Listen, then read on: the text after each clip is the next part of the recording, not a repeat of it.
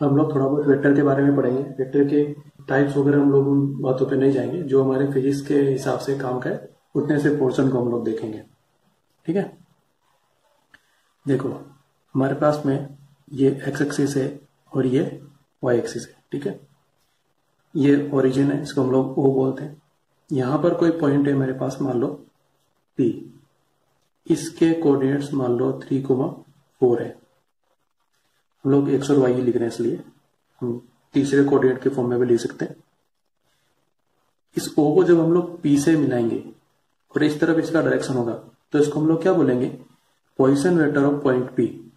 ठीक है, position vector हमेशा ओरिजिन से लिखा जाता है और इसको हम लोग फिजिक्स में वेक्टर स्मॉल आर से लिखा करते हैं। ठीक है, ये क्या होता है, position vector, vector R equal to, ये हो जाता है वेक्टर ओ पी, क्योंकि ओ से पी की तरफ है। और फिजिक्स में हम लोग इसको कैसे पढ़ते हैं, 3 फिर आई कैप और 4 फिर जे कैप। मतलब जो कोऑर्डिनेट्स होते हैं ना, उसमें पहले वाले पर आई कैप लगा दो, दूसरे वाले पर जे कैप लगा दो। एक और कोऑर्डिनेट होता है तो हम लोग के कैप भी यूज कर लेते हैं। याद है कुछ? अब ये जो लेंथ है यहां से लेकर यहां तक है, इसको हम लोग बोलते हैं मैग्नीट्यूड। और मैग्नीट्यूड को हम लोग इस तरीके से लिखते हैं, मॉड्यूलस ऑफ वेक्टर आर कितना आएगा बताओ जरा, स्क्वायर रूट आई का जो कोफिशिएंट है उसका स्क्वायर कर लो 9 हो जाएगा, जे के जो कोफिशिएंट है उसका स्क्वायर कर लो 16 हो जाएगा, जोड़ लो और रूट निकाल लो, कितना आ जाएगा, रूट 25 यानी कि 5। इस तरह से हम लोग वेक्टर का मैग्नीट्यूड या उसकी लेंथ निकाला करते हैं। अब यहां पर कुछ यूनिट वेक्टर नाम की टर्म होती है। अपने पास कोई वेक्टर है ए, इसका यूनिट वेक्टर हम लोगों को लिखना है, तो उसको हम लोग ए कैप से लिखते हैं और उसका फॉर्मूला होता है vector A divided by magnitude of vector है। ठीक है, जैसे मान लो हम लोग को इस वाले वेक्टर का यूनिट वेक्टर लिखना है, तो मैं उसको कैसे लिखूंगा, आर कैप, वेक्टर कितना है 3i प्लस 4j, तो ये हो गया 3i प्लस 4j, और इसके अंदर इसके मैग्नीट्यूड को डिवाइड करना है, कितना है 5 है, 5 से डिवाइड कर दिया। इसको अलग अलग करके लिख लो, 3/5 आई के प्लस 4/5 जे के, ये इसका यूनिट वेक्टर हो जाएगा। यूनिट वेक्टर की डायरेक्शन इसी वेक्टर की डायरेक्शन में होती है, बस लेंथ कितनी होती है इसकी 1, इसका मैग्नीट्यूड कितना आएगा 1 आएगा, निकाल के देख लो भले। नेक्स्ट हम लोग जो फिजिक्स में काम लेते हैं वो वर्ड है कंपोनेंट्स। देखो हमारे पास में कोई वेक्टर है ये, ठीक है, हाँ ये वेक्टर में भी वेक्टर आर लिख देता हूं, ये ओरिजिन से लेकर पी तक है, जो ये था ना उसी को लिख दिया, वेक्टर है। मान लो इस वेक्टर ने यहां से थीटा एंगल बना रखा है, ये फोर्स हो सकता है या और कोई वेक्टर क्वांटिटी हो सकती है। ठीक है, मेरे को इस वेक्टर को 2 परपेंडिकुलर पार्ट्स में ब्रेक करना है, उसको हम लोग बोलते हैं फाइंडिंग कंपोनेंट्स। ठीक है, तो जिस तरफ थीटा लिखा होता है उस तरफ हम लोग कोस थीटा से मल्टीप्लाई करके लिख देते हैं। ठीक है, मान लीजिए जो वेक्टर है इसकी लेंथ कितनी है R, modulus of vector R is equal to just R है। ठीक है, तो मैं क्या बोलूंगा, ये जो वेक्टर ओपी है इसका इस डायरेक्शन में जो कंपोनेंट है वो हो जाएगा आर कोस थीटा, और जिस तरफ थीटा नहीं लिखा है, यहाँ पे थीटा नहीं लिखा है, तो इस तरफ जो कंपोनेंट आएगा वो लिख दिया जाएगा साइन थीटा के साथ में, आर साइन थीटा। ज्यादातर हम लोग इसको फोर्स की टर्म्स में देखा करते हैं, तो जैसे मान लो मेरे पास में किसी पॉइंट पर कोई फोर्स लग रहा है, ठीक है, और ये अपना कोई एक्स का डायरेक्शन है और ये एंगल थीटा है, फोर्स एफ है, तो इस फोर्स का इस तरफ जो कंपोनेंट होगा थीटा की तरफ वाला कंपोनेंट, उसको हम लोग एफ कोस थीटा से लिखेंगे, और जिधर थीटा नहीं शो कर रखा है उस तरफ का जो कंपोनेंट है उसको हम लोग एफ साइन थीटा लिखेंगे। ठीक है, इसको हम लोग वापस से समझ लेते हैं। हमारे पास में ये फोर्स एफ है, अब हम थीटा को परपेंडिकुलर के साथ में बना रहे हैं, पहले तो हमने ओरिएंटल लाइन के साथ में बना दिया। अब इसके हिसाब से मैं कंपोनेंट्स ब्रेक करूंगा, तो देखो थीटा आपकी बार इस तरफ है, तो इस तरफ वाला जो ऊपर की तरफ कंपोनेंट आएगा इसको मैं एफ कोस थीटा लिखूंगा, और इस तरफ वाला जो कंपोनेंट आएगा उसको मैं एफ साइन थीटा लिखूंगा। ये बात समझ में आ रही है? इस वाले फिगर पे आते हैं, यहाँ पे ये डिस्टेंस 3 थी और ये डिस्टेंस कितनी थी 4 थी, तो ये 4 यही तो है, 4 इधर भी 4 ही था, है ना। तो x की तरफ कितना डिस्टेंस है 3 और y की तरफ कितनी डिस्टेंस है 4, इसलिए हम लोगों ने इसको लिख दिया था 3i + 4j। इस वेक्टर को मान लो मेरे को किसी तरीके से जरूरत पड़ रही है लिखने की, तो मैं इसको कैसे लिखूंगा, वेक्टर f, क्योंकि अब वो वेक्टर फॉर्म में लिखा जा रहा है। x की तरफ कौन सा है f cos थीटा, यहाँ पर तो ये हो जाएगा f cos थीटा और उसको मैं i के साथ में लिख दूंगा। y की तरफ कौन सा है f sin थीटा, तो उसको मैं लिख दूंगा f sin थीटा और यहाँ लिख दूंगा j के। तो ये इसका वेक्टर फॉर्म बन जाएगा। इसी तरीके से इसको लिखना है, तो वेक्टर f को अब की बार कैसे लिखूंगा, x की तरफ कौन सा है f sin थीटा और उसके साथ i कैप लगा दूंगा। y की तरफ कौन सा है f cos थीटा और उसके साथ j कैप लगा दूंगा। अब एक वर्ड हम लोग सुनते हैं resultant, resultant of two forces, इस तरीके से। तो रिजल्टेंट का मतलब है वेक्टर एडिशन करना, बस। मान लो मेरे पास में दो फोर्सेस हैं, वेक्टर F1 और दूसरा वेक्टर F2। इन दोनों का रिजल्टेंट फाइंड आउट करना है। तो रिजल्टेंट को हम लोग जनरली वेक्टर R से लिखते हैं। इन दोनों का रिजल्टेंट क्या होगा, सीधे सीधे इनका वेक्टर एडिशन कर दो, vector F1 plus vector F2। मान लो F1 F2 इस तरीके से IJ के में लिखे तो उनको सम करना बहुत ही ज्यादा आसान है। ठीक है, मैं मान लो इनको F1 F2 की जगह A और B में लिख रहा हूं। मान लिया मेरे पास में vector A1 I cap plus A2 J cap plus A3 K cap है और दूसरा vector B is equal to B1 I cap plus B2 J cap plus B3 K cap है। तो जब इनका रिजल्टेंट निकालूंगा तो उसको मैं वेक्टर R से लिखूंगा, वो आएगा vector A plus vector B। सीधे सीधे I वालों को जोड़ो, J वालों को जोड़ो, K वालों को जोड़ो, तो अपने पास में आएगा A1 plus B1 I cap, A2 plus B2 J cap plus A3 plus B3 K cap. ये वेक्टर फॉर्म में हो गया रिजल्टेंट। और इसका मैग्नीट्यूड चाहिए तो उसको हम लोग सीधे R से लिखते हैं। और कितना बनेगा बताओ जरा, इसके जैसे बनेगा, आई जे के कोफिशिएंट्स का स्क्वायर करके जोड़ दो, फिर रूट ले लो, तो अपने पास आएगा इसके कोफिशिएंट का square A1 plus B1 square, फिर A2 प्लस B2 स्क्वायर, फिर A3 प्लस B3 स्क्वायर। ठीक है, इस तरीके से हम लोग रिजल्टेंट फाइंड आउट करते हैं। लेकिन हमेशा फोर्सेस वगैरह आई जे के की फॉर्म में नहीं लिखे होते हैं, हम लोग को उनके मैग्नीट्यूड पता होते हैं और उन दोनों के बीच में एंगल पता होते हैं, तब हम लोग कौन से फॉर्मूले को काम में लेते हैं उसको लिखते हैं। मान लो अपने पास में ये दो फोर्स हैं, वेक्टर F1 और वेक्टर F2। ठीक है, इसका जो मैग्नीट्यूड है वो F1 है और इसका जो मैग्नीट्यूड है वो F2 है, दोनों के बीच में एंगल थीटा है। इनका रिजल्टेंट हम लोगों को लिखना है, तो हम लोग इस तरीके से लिखेंगे, यो का रूट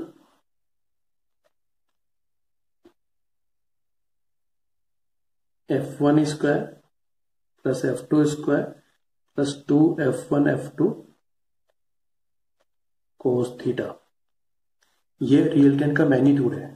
ठीक है, ध्यान रखेंगे जो रिजल्टेंट है वो यहां से कहीं से जाएगा, इसको हम लोग वेक्टर R बोल देते हैं। और यदि ये वेक्टर R F1 के साथ में अल्फा एंगल बना रहा है, ठीक है, तो इस एंगल को हम लोग फाइंड आउट कर सकते हैं। और इसके लिए ये फॉर्मूला काम में लेना पड़ता है, tan alpha is equal to F2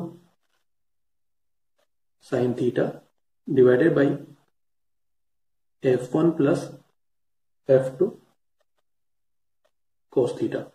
अब देखो, मान लो मेरे पास में ये F1 F2 इस तरीके से हैं, दोनों के बीच में 90 डिग्री का एंगल है। ठीक है, ये अपने पास F1 है और ये अपने पास F2 है। तब इन दोनों का रिजल्टेंट हम लोग डायरेक्ट इसी फॉर्मूले से लिखेंगे, R is equal to root F1 square plus F2 square, क्योंकि कोस 90 कितना होता है 0, तो ये टर्म यहां से हट जाती है और R इक्वल टू कितना बचता है F1 square plus F2 square under root. ठीक है, जो रिजल्टेंट होगा वो इस तरह से कहीं से निकलेगा। ठीक है, ये काफी काम का फॉर्मूला है, बहुत ज्यादा काम आता है। मान लो मेरे पास में दो फोर्स हैं, दोनों F है, दोनों का मैग्नीट्यूड सेम है और दोनों के बीच में एंगल थीटा है। तो इनका जो रिजल्टेंट होगा वो इन दोनों के बिल्कुल बीच में से निकलेगा। मतलब ये वाला एंगल कितना बनेगा, θ/2, तो इधर वाला एंगल भी कितना बनेगा, ये भी θ/2 बनेगा। और ये जो r है ना, उसकी वैल्यू इस फॉर्मूले से दी जाएगी।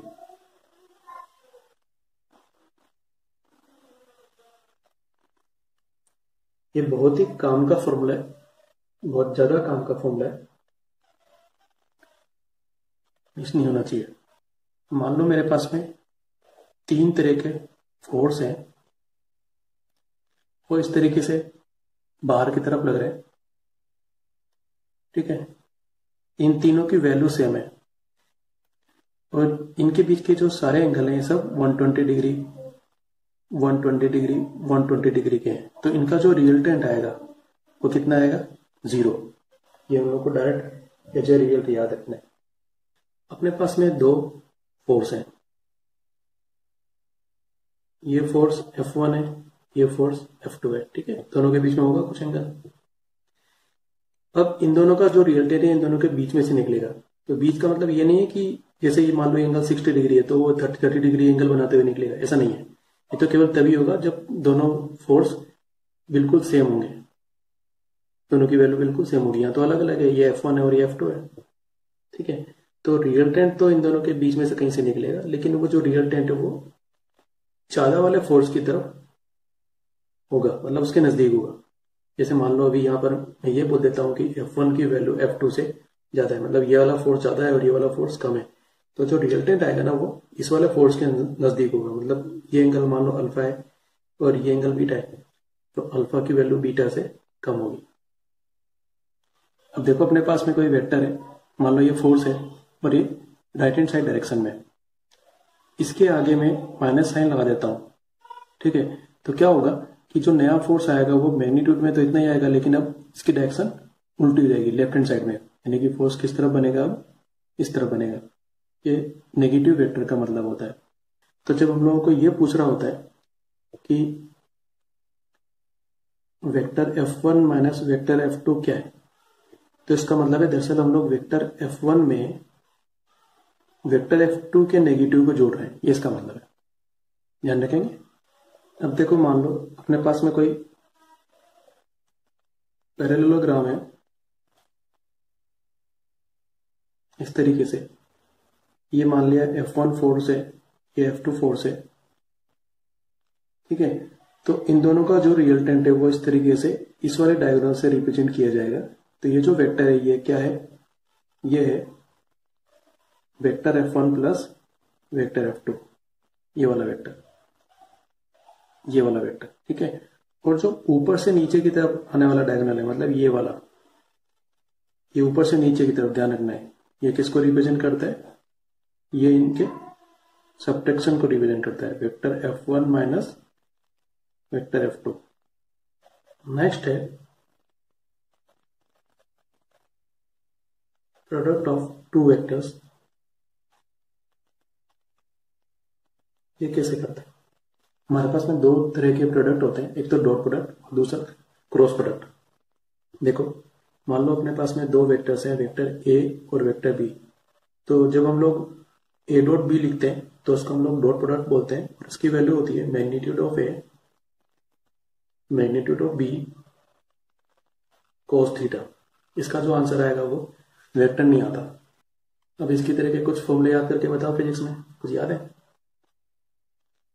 देखो phi is equal to vector B dot vector A, कुछ होता था और बताओ?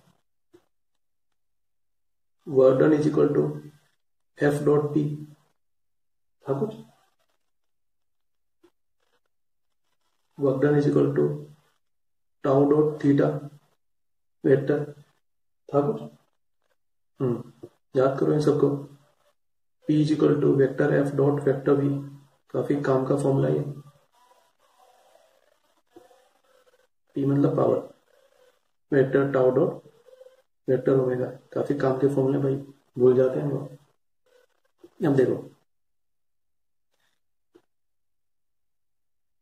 अपने पास मान लो vector A equal to A1 i cap plus A2 J cap plus A3 K cap है, और vector B equal to B1 I cap plus B2 J cap plus B3 K cap है। तो vector A dot vector B कैसे करते हैं, इन दोनों को multiply करो A1 B1, फिर इन दोनों को मल्टीप्लाई करो A2 B2, फिर इन दोनों को मल्टीप्लाई करो A3 B3। यहाँ कोई आई जे के नहीं आता साइड में, ठीक है। ये A डॉट B का फॉर्मूला है। अब यहाँ पे काम की चीज ये है कि थीटा इक्वल टू 90 डिग्री है, मतलब वेक्टर A और वेक्टर B परपेंडिकुलर है, आपस में परपेंडिकुलर है। मान लिया ये वेक्टर A है और ये वेक्टर B है, इन दोनों का डॉट करेंगे तो फॉर्मूले में कोस थीटा में कितना आएगा, कोस 90, और कोस 90 कितना होता है 0, तो vector A dot vector B is equal to कितना होता है 0, ठीक है। तो हम लोगों को ध्यान रखना है कि दो वेक्टर्स परपेंडिकुलर हैं तो उनका डॉट कितना होएगा 0, या फिर इसका उल्टा कि दो वेक्टर्स का डॉट 0 आ रहा है, इसका मतलब वो दोनों आपस में परपेंडिकुलर है। तो ये इस तरीके से काम आता है। दूसरा प्रोडक्ट है क्रॉस प्रोडक्ट। अपने पास में दो वेक्टर्स हैं A और B, इनको हम लोग ऐसे लिख देते हैं A cross B, vector A cross vector B, ठीक है। तो ये क्या होता है, magnitude of A magnitude of B sine theta N cap, ये होता है। कई बार स्टूडेंट्स इस एन कैप को लिखना भूल जाते हैं या इसके बारे में सोचना भूल जाते हैं। ये जो एन कैप होता है ना, ये A क्रॉस B की डायरेक्शन को शो कर रहा होता है। एन कैप A और B दोनों के परपेंडिकुलर होता है, या फिर ये बोल दो कि एन कैप A और B के प्लेन के परपेंडिकुलर है। इसकी डायरेक्शन हम लोग किससे देते हैं, राइट हैंड थंब रूल से, ठीक है। अब इससे रिलेटेड कुछ फॉर्मूला याद है फिजिक्स में, देखो कभी पढ़े हो, कुछ याद रहा हो तो मैं बताता हूं। बहुत ही काम का फॉर्मूला है, vector tau equal to vector R cross vector R, ये सारे ही काम आता है। इसमें ज्यादातर कंफ्यूजन इसमें रहा करता है, इन दोनों में तो R पहले आता है और इन दोनों में R पीछे आता है, ठीक है। इसको बहुत ही सावधानी से याद रखना है वहां को। अच्छा, कभी इन दोनों को आपस में चेंज करके लिखते हैं तो क्या होता है बताओ जरा। चेंज करके लिखेंगे तो माइनस आ जाएगा, मतलब यदि अपन लोगों ने P को A की जगह पर, A को B की जगह पर लिख दिया तो क्या होगा, B cross A is equal to minus A cross B, मतलब दोनों की डायरेक्शन ऑपोजिट हो गई, माइनस साइन का मतलब ये। अब देखो हम लोग आई जे के जानते हैं ना, हम लोग ग्राफ में आई जे के ऐसे पढ़ते हैं। देखो एक्स एक्सिस को आई कैप से लिखते हैं, वाई एक्सिस को जे कैप से लिखते हैं, और जेड एक्सिस को हम लोग के कैप से लिखते हैं। हम जिस जगह बैठे हैं ना, उसमें सामने दीवार की तरफ देखो, और फिर लेफ्ट साइड में जो कॉर्नर है उस कॉर्नर को देखो। हमारे सामने जो इस तरह की दीवार और फर्श का जो लाइन होती है, इसको हम लोग आई कैप बोलते हैं। इन दोनों दीवारों की जो लाइन होती है इसको हम लोग जे कैप बोलते हैं, और इस दीवार और इस फर्श के बीच में जो लाइन होती है उसको हम लोग के कैप बोलते हैं, हमारी तरफ वाली। ये A क्रॉस B के हिसाब से ही आती है। जब हम लोग I को J से क्रॉस करते हैं, मतलब I क्रॉस J करते हैं, ठीक है, तो K आएगा, ठीक भाई। जब हम लोग J को K से क्रॉस करते हैं, J क्रॉस K, तो I आएगा। जब हम लोग K को I से क्रॉस करते हैं तो J आएगा।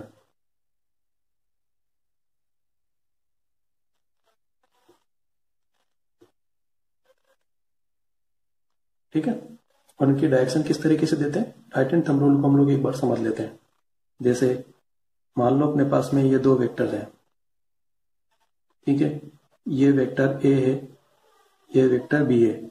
यहां पर हम लोगों को A क्रॉस B की डायरेक्शन बतानी है, ठीक है। तो मैं क्या करूंगा, अपने राइट हैंड को लूंगा और फिंगर्स को A से B की तरफ मोड़ दूंगा। तो मैं फिंगर्स को A से B की तरफ मोड़ूंगा तो थंब किस तरफ जा रहा है, ऊपर की तरफ, मतलब पेज से बाहर की तरफ, है ना। तो हम लोग बोलेंगे कि A क्रॉस B की डायरेक्शन पेज से बाहर की तरफ है, यानी कि ये पेज के परपेंडिकुलर है, तो ये A और B दोनों के परपेंडिकुलर है, ठीक है। इसकी जगह पर मैं B क्रॉस A करता हूं तो अब क्या करना पड़ेगा, अब हम लोगों को फिंगर्स को इस तरीके से मोड़ना है कि वो B से A की तरफ आए, मतलब इस तरीके से। थंब को नीचे रखना है, देखो ये थंब नीचे की तरफ है, फिंगर्स को हम लोग को B से A की तरफ मोड़ना है, ठीक है, तो थंब नीचे की तरफ है, यानी कि इसकी डायरेक्शन किस तरफ होगी, पेज के अंदर की तरफ। तो इसको हम लोग किससे लिखते हैं, क्रॉस करके लिखते हैं। ये हम लोग जनरली मैग्नेटिक फील्ड के अंदर देखा करते हैं। ठीक है, तो इस तरीके से दोनों की डायरेक्शन उल्टी हो गई ना, देखो। अब vector A is equal to a1i plus a2j plus a3k हो, और vector B is equal to b1i plus b2j plus b3k हो। तो a क्रॉस b की कैलकुलेशन कैसे करते हैं, a क्रॉस b की कैलकुलेशन के लिए हम लोग डिटरमिनेंट वाला मेथड काम में लेते हैं, और वो ये होता है, यहाँ i j k लिखते हैं। यहाँ पे हम लोग a1 a2 a3 मतलब जो पहले लिखा है उसके कंपोनेंट्स को पहले लिख देंगे, फिर जो बाद में लिखा है उसके कंपोनेंट्स को इसके नीचे लिख देंगे। b1 b2 b3, ये डिटरमिनेंट बंद हो गया। ठीक है, अब इसके बाद हमारे पास में दो मेथड होते हैं, उनमें से कोई भी मेथड काम में लो। तो हम लोग जो बेसिक मेथड है उसको काम में ले रहे हैं। हम लोग क्या करते हैं, सबसे पहले लिखते हैं i, फिर लिखेंगे -a और फिर लिखेंगे k। ये हम लोगों को ध्यान रखना है। अब क्या करना है, जहां पे i है उसको हम लोग हटा देते हैं, तो ये जो छोटा वाला डिटरमिनेंट बचता है इसको हम लोग यहाँ पर लिख देते हैं, determinant a2 a3 b2 b3, a2 a3 b2 b3, फिर -a तो है। अब जिसमें j है उसको हटा देते हैं, फिर जो छोटा डिटरमिनेंट बचता है उसको लिख देते हैं, छोटा मतलब ये a1 a3 b1 और b3, ये बचेगा a1 a3 b1 और b3, यहाँ प्लस लगा देते हैं। फिर k के लिए जिसमें k है उसको हटा देते हैं, फिर जो छोटा डिटरमिनेंट बचता है उसको लिख देते हैं a1 a2 b1 b2 determinant. अब उसके बाद में हम क्या करते हैं, हम इस तरीके से मल्टीप्लाई करते हैं, इसको इधर मल्टीप्लाई करते हैं, इसको इधर मल्टीप्लाई करते हैं, और लेफ्ट वाले रिजल्ट में से राइट वाले रिजल्ट को माइनस कर देते हैं, लेफ्ट माइनस राइट। तो यहां पर क्या होगा, a2 b3 में से b2 a3 माइनस हो जाएगा, माइनस a है ही। फिर a1 b3 minus b1 a3, फिर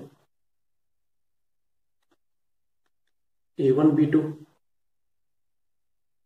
माइनस b1 a2। ठीक है, और फिर आगे की कैलकुलेशन हम लोग कर लेते हैं।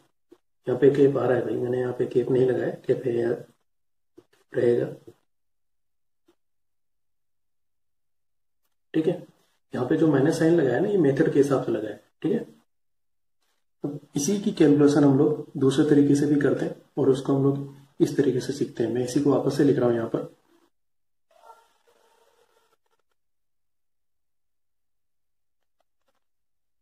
i j k a1 a2 a3 b1 b2 b3, ये लिख दिया। अब जो पहले दो कॉलम इनको वापस से रिपीट करके लिख दो, i j a1 a2 और b1 b2, ये लिख दिया। ठीक है, अब क्या करना है, इस तरफ के तीन तीन के पेयर बनाने है ना। तो यहाँ पे तीन के पेयर कहां से बनेंगे, इधर इधर तो बनेंगे नहीं, यहां से बनेंगे, और इन तीनों को हम लोगों को मल्टीप्लाई करना है ना, यानी कि b3 a2 और i मल्टीप्लाई होंगे। तो यहाँ एरो लगा देता हूं, ये तीनों मल्टीप्लाई हो जाएंगे b3 a2 i के। फिर और तीन के पेयर बन रहे हैं क्या, हाँ बन रहे हैं, ये वाला बनेगा b1 a3 j के। फिर और बन रहे हैं क्या, हाँ बनेगा ये वाला a1 b2 k के। ठीक है, इन तीनों को हम लोग विद साइन प्लस कर लेंगे। अब हम लोग क्या करेंगे, इस तरफ तीन तीन के पेयर बनाएंगे, है ना। स्टार्ट करते हैं, यहां से बनेंगे ये वाले b1 a2 k, फिर ये बनेगा b2 a3 i के, और फिर ये बनेगा b3 a1 j के, और लेफ्ट वाले में से राइट वाले को माइनस कर देना है, यानी कि इसमें से इसको माइनस कर देंगे। अब इसका जो भी आंसर आएगा वो हमारा ए क्रॉस बी का आंसर हो जाएगा। इनमें से जो मेथड अच्छा लगे वो करो। किसी को ये अच्छा लगता है कि ये जल्दी हो रहा है, और किसी को ये आसान लगता है। लास्ट में हमारे पास है, मान लो दो वेक्टर है, वो दोनों सेम है, ए क्रॉस ए कर रहे हैं, तो दोनों सेम है तो सेम डायरेक्शन में, यानी कि एंगल कितना हो जाएगा 0, और साइन 0 कितना होता है 0। तो यहाँ पर हम लोग 0 लिखेंगे तो ये पूरा का पूरा 0 हो जाएगा। तो उस समय पर ए क्रॉस ए इक्वल टू कितना हो जाएगा, वेक्टर 0। ठीक है, मतलब दो वेक्टर सेम डायरेक्शन में है तो उनका क्रॉस करने पर कितना आएगा 0, वेक्टर 0। और इसी तरीके से मान लो डॉट के अंदर वेक्टर ए डॉट वेक्टर ए है, तो उसको हम लोग लिखते हैं मॉडुलस वेक्टर ए स्क्वायर। और इसका यूज क्या है, उल्टे तरीके से इसका यूज होता है। हम लोग बोलते हैं square of modulus of A equal to vector A dot vector A, तरीके से बोलते हैं। कहने का मतलब है कि हम लोगों को यदि modulus of A plus B का स्क्वायर करना पड़ रहा है तो उसको मैं कैसे लिखूंगा, vector A plus vector B, फिर डॉट, क्योंकि पहले वाला भी यही है दूसरा वाला भी यही है, dot vector A dot plus vector B. फिर मैं एक एक करके इस ब्रैकेट को ओपन करूंगा। ये वेक्टर ए, इसके साथ डॉट होगा, vector A dot vector A, फिर ये बी के साथ में डॉट होगा, vector A dot vector B, फिर बी ए के साथ में डॉट होगा, बी डॉट ए, उसके बाद में बी बी के साथ में डॉट होगा, बी डॉट बी, और उसके बाद हम लोग कैलकुलेशन किया करते हैं। ठीक है, मान लो जैसे मेरे पास में कोई ट्राइंगल है, इसमें ये एंगल मेरे पास में थीटा है। थीटा के सामने जो साइड होती है उसको हम लोग बोलते हैं परपेंडिकुलर। ठीक है, जो बड़ी वाली साइड होती है उसको हम लोग क्या बोलते हैं, हाइपोटेनस, और जो लास्ट साइड होती है उसको हम लोग क्या बोलते हैं, बेस। यहाँ पर हम लोगों को साइन थीटा, कोस थीटा और टेन थीटा की जरूरत पड़ा करती है। ठीक है, बाकी की हम लोगों को इतनी जरूरत नहीं है। उसमें भी टेन थीटा ज़्यादा इंपॉर्टेंट है, तो टेन थीटा हम लोगों को खास तौर से याद रखना है। Tan theta is equal to होता है परपेंडिकुलर डिवाइडेड बाई बेस। हम लोगों को साइन थीटा कोस थीटा की जरूरत पड़ रही है तो वो भी हम लोग यहाँ पर लिख सकते हैं। Sine theta is equal to होता है परपेंडिकुलर डिवाइडेड बाई हाइपोटेनस, और कोस थीटा कितना हो जाएगा, बेस डिवाइडेड बाई हाइपोटेनस।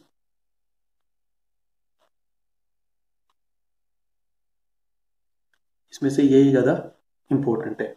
यहाँ पर हम लोग एक रिलेशन काम में ले सकते हैं। तुम लोग बहुत टाइम इसको 9th और 10th में यूज कर चुके होंगे। Base square plus perpendicular square equal to hypotenuse square. अच्छा, वो टेबल याद है क्या जिसमें हम लोग बहुत सारे एंगल्स लिखे हुए होते हैं और साइन कोस टेन वगैरह की वैल्यूज उसमें लिखी होती हैं। हाँ, चलो उसको बना लेना। हर बुक में कहीं ना कहीं लिखा हुआ मिल ही जाता है, पर कुछ खास एंगल्स है जो हम लोगों को याद रखने चाहिए। ठीक है, उसमें से सबसे खास एंगल है 45 डिग्री। ठीक है, tan 45 degree is equal to होता है 1। Sine 45 degree is equal to होता है 1/√2, और cos 45 degree is equal to भी 1/√2। ये काफी इंपॉर्टेंट एंगल है। दूसरा एंगल है 90 degree. Sine 90 degree is equal to 1 होता है, cos 90 degree is equal to 0 होता है, और टेन 90 डिग्री कितना होता है, इसको हम लोग कई बार इनफाइनाइट करके याद किया करते हैं। अब इसकी जगह पर जैसी जरूरत पड़ेगी उस हिसाब से हम लोग इसको 1/0 करके यूज करेंगे। ये इस हिसाब से काम कर। ठीक है, इसी तरीके से 0 डिग्री, साइन 0 डिग्री कितना होता है 0, कोस 0 डिग्री कितना होता है 1, और टेन 0 डिग्री कितना होता है 0। फिर जो लास्ट है वो है 180 डिग्री। ये 180 डिग्री खास तौर से कोस के लिए काम का है। कोस 180 डिग्री इज इक्वल टू -1 होता है। अब एक अच्छा सा ट्रायंगल हमारे पास में है इसकी तरीके से, वो है 3 4 5 का ट्रायंगल। मान लो ये एंगल हमारे पास में थीटा है, ये 3 है, ये 4 है, तो ये 5 होगा। हम लोग इसमें 3 और 4 को आपस में इंटरचेंज कर सकते हैं और इसी के हिसाब से हमारा रिजल्ट चेंज हो जाएगा। इसमें हम लोग टेन थीटा फाइंड आउट करते हैं और उसकी वैल्यू है 3/4। ठीक है, इसमें ये जो थीटा होता है ना, ये थीटा अप्रोक्सीमेटली 37 डिग्री होता है। ये हमारे काम की बात है, तो हम लोग ये याद रख लेंगे कि tan 37 degree is equal to 3/4। अब उसके बाद तुम्हें साइन निकालना है, कोस निकालना है, तुम लोग निकाल सकते हो, कोई दिक्कत नहीं है। ठीक है, इसका मतलब ये हो गया कि जब मैं ये ट्राइंगल बना रहा हूँ और उसमें कुछ ऐसी वैल्यू है कि ये 3 है, ये 4 है, तो ये एंगल कितना बनेगा 37 डिग्री। ठीक है, ये साइड 5 है, तो ये एंगल कितना बनेगा बता 53 डिग्री, अप्रोक्सीमेटली 53 डिग्री। ये ट्राइंगल हम लोगों को याद रखना है। छोटे के सामने छोटा एंगल बनेगा, बड़े के सामने बड़ा एंगल बनेगा। ठीक है, अब मान लो किसी प्लेन में 3 वेक्टर्स इस तरह से हैं कि आपस में कुछ एंगल बना रहे हैं। जैसे किसी जगह पर कोई फोर्स लग रहा हो, जैसे नीचे की तरफ मान लो ए लग रहा है, इस तरफ बी लग रहा है और इस तरफ सी लग रहा है। ठीक है, तीनों बाहर की तरफ लग रहे हैं और आपस में ये कुछ एंगल बना रहे हैं। जैसे ये वाला एंगल है अल्फा, बी के सामने वाला एंगल है बीटा, सी के सामने वाला एंगल है गामा। ठीक है, अब यहाँ पर ए बी सी वगैरह की वैल्यू निकालने के लिए या कुछ सॉल्व करने के लिए हम लोग कंपोनेंट्स वाला फंडा यूज कर सकते हैं, लेकिन फिर भी एक बहुत अच्छा फॉर्मूला हमारे पास में है जिसको हम लोग डायरेक्ट काम में ले सकते हैं। फॉर्मूला क्या है, ए डिवाइडेड बाई इसके सामने जो है उसका साइन, तो ये हो जाएगा ए डिवाइडेड बाई साइन अल्फा। इसी तरीके से बी, फिर उसके सामने वाले का साइन, तो ये हो जाएगा B divided by sine beta. फिर इसी तरीके से सी और उसके सामने वाले का साइन, तो ये हो जाएगा C divided by sine gamma. अब ये कुछ रेशो हो गए। अब इनको यदि सॉल्व करना है तो हम लोग इनको आगे कोई कांस्टेंट के इक्वल मान सकते हैं, जैसे फॉर एग्जांपल टी के इक्वल मान लिया। फिर हम लोग क्या कर सकते हैं कि इसको और इसको मान लो हम लोगों ने थोड़े टाइम के लिए इक्वल रख दिया, तो A divided by sine alpha is equal to T equation हम लोगों को मिल जाएगी। अब यहां से मान लो ए निकालना है तो साइन अल्फा को इधर क्रॉस मल्टीप्लाई कर लो, ए आ जाएगा। या फिर हमको साइन अल्फा या अल्फा निकालना है तो जो भी क्रॉस मल्टीप्लाई करने की जरूरत पड़ती है वो करो, सॉल्व कर लो। इस तरीके से हम लोग इसको यूज कर सकते हैं। अच्छा, आप देखो इससे मिलता जुलता एक ट्राइंगल है और उस ट्राइंगल का जो फॉर्मूला है वो इसके जैसा ही नजर आता है। ठीक है, तो हम लोग उसको बनाते हैं और फिर उसको ठीक तरीके से लिखते हैं।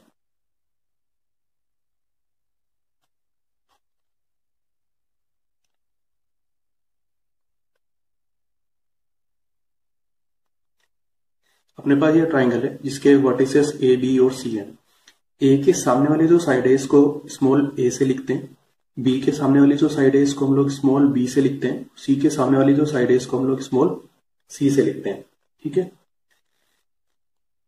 इसमें देखो ए के सामने वाला जो एंगल था उसको अल्फा से लिखा था, तो यहाँ पर ए वाला जो एंगल है उसको हम लोग अल्फा से लिखेंगे। इसी तरीके से बी वाला जो एंगल है उसको हम लोग बीटा से लिखेंगे और सी वाला जो एंगल है उसको हम लोग गामा से लिखेंगे। ठीक है, अब इसका जो फॉर्मूला है वो इससे मिलता जुलता है। अब हम लोग क्या बोलेंगे, small A divided by sine alpha. यहां पर हम लोग कैपिटल ए नहीं लिख रहे, कैपिटल ए तो भाई वर्टेक्स है ना, लेंथ तो ये है ना, यहाँ पर ये ए कोई पॉइंट थोड़ा ना था, ए तो ये पूरा वेक्टर है ना। ए मतलब ये जो भी कोई फोर्स है या जो भी कोई वेक्टर है उसका मैग्नीट्यूड है। ठीक है, तो हम लोग यहाँ पे मैग्नीट्यूड को यूज कर रहे थे। ठीक, तो बच्चे कंफ्यूज हो जाते हैं और ऐसा कोई फिगर बनाते हैं तो वो इस पॉइंट को लिखने की कोशिश करते हैं, दरअसल ये पॉइंट नहीं होता, ये तो इसके सामने वाले साइड की लेंथ होती है। ठीक है, हम लोग ध्यान रखेंगे। ऐसे बी के लिए हो जाएगा small B divided by sine beta और इसी तरीके से C divided by sine gamma. अब एक और इंपॉर्टेंट फॉर्मूला हम लोगों को ध्यान रखना चाहिए। देखो राइट एंगल ट्राइंगल के लिए तो हम लोग tan theta, sine theta, cos theta वगैरह निकाल सकते हैं बड़ी आसानी से, लेकिन कोई ट्राइंगल राइट एंगल नहीं है तब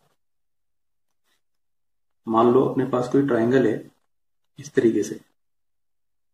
ठीक है, ये एंगल थीटा है, इसके सामने वाले को मैं अभी बी बोल देता हूं, इधर ए बोल देता हूं, इधर सी बोल देता हूं, इस तरह से इस ट्राइंगल की साइड से। ठीक है, अब मेरे को यहां पर cos थीटा लिखने की जरूरत पड़ रही है, तो cos थीटा कैसे लिखेंगे? cos थीटा लिखेंगे आसपास का square, a square plus C square minus दूर का स्क्वायर डिवाइडेड बाई 2 आसपास। इस तरीके से लिखेंगे। हम लोग को मान लो ये लिखने की जरूरत पड़ रही हो, यहां पे कोई एंगल है, मान लो इस एंगल को मैं फाई बोल देता हूं, तो इसके लिए कैसे लिखेंगे? cos five is equal to, अब इसके लिए आसपास कौन सी होंगी? ये दोनों, तो आसपास का square a square plus B square minus दूर का square C square divided by 2 आसपास। ठीक है, इस तरह से हम लोग कोई भी एंगल के लिए cos थीटा का फॉर्मूला लिख सकते हैं, इसको थोड़ा ध्यान रखना। अब इसी फॉर्मूले को अलग तरीके से भी लिखा जाता है, देखो कैसे, जैसे B square is equal to A square plus C square minus